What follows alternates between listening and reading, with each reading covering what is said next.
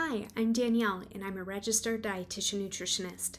Today, I'm going to be talking about food sensitivity tests and some issues that I have with them. The science used in food sensitivity kits is relatively new and not necessarily accurate. So these tests use IgG to determine a sensitivity.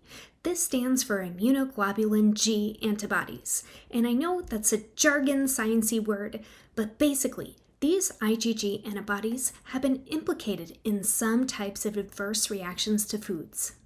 If you were to go on the website of any of the food sensitivity kit tests, they say that the higher your IgG antibodies are, the worse your food sensitivity is.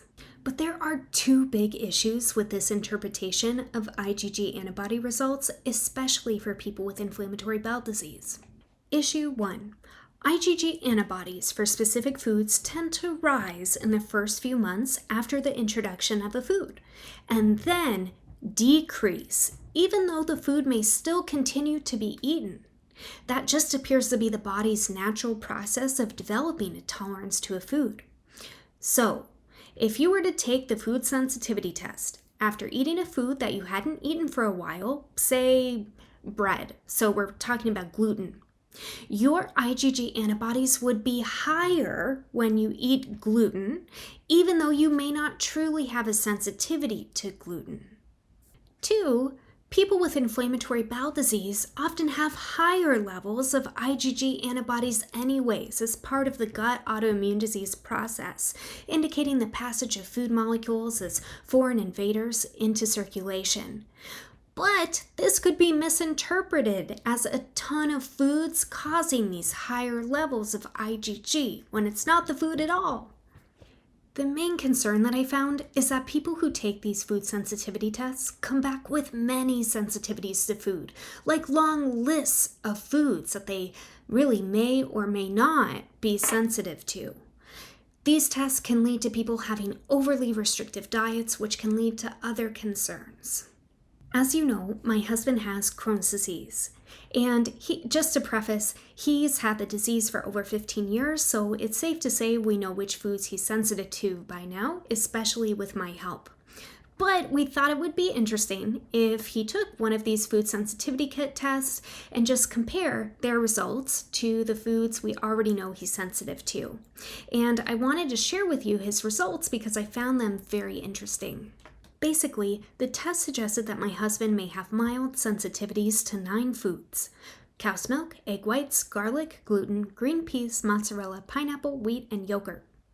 Now, I'm not sure if it's a coincidence, but some of the foods on this list happen to be ones that he can't tolerate. For example, he is totally lactose intolerant, so that's 3 of the foods right there on the list. He also thinks gluten may give him some very mild bloating, maybe, but he says that it's totally worth eating it because he doesn't find a little bit of mild bloating to be a big deal. He does experience some gas with peas, but peas can be gas forming for anyone. The garlic, egg whites, and pineapple seem to have been more of a surprise to us because he tolerates those just fine. Now, here's what I find even more interesting. The site also listed the food results of the foods that they said he should be able to tolerate, like beef, lamb, pork, cottage cheese, nuts, seeds, black tea, broccoli, cauliflower, cheddar cheese, raw celery, and coffee.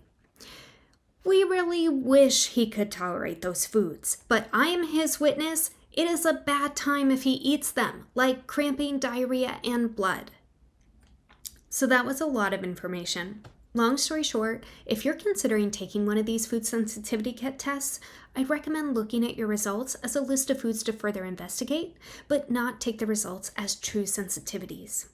If you do end up taking the test, I'd be happy to work with you to understand your results and provide guidance on what next steps to take. I'd like to help you create the most liberal diet possible within the constraints of foods that exacerbate your sensitivities or unwanted symptoms. Because let's be real, not only do we want to make sure you get all those good for you macros and micronutrients your body needs, but we also want you to maintain the best quality of life possible. Has anyone tried a food sensitivity test before? If you have, please comment below. We'd love to hear what your experience was like and what you learned from it.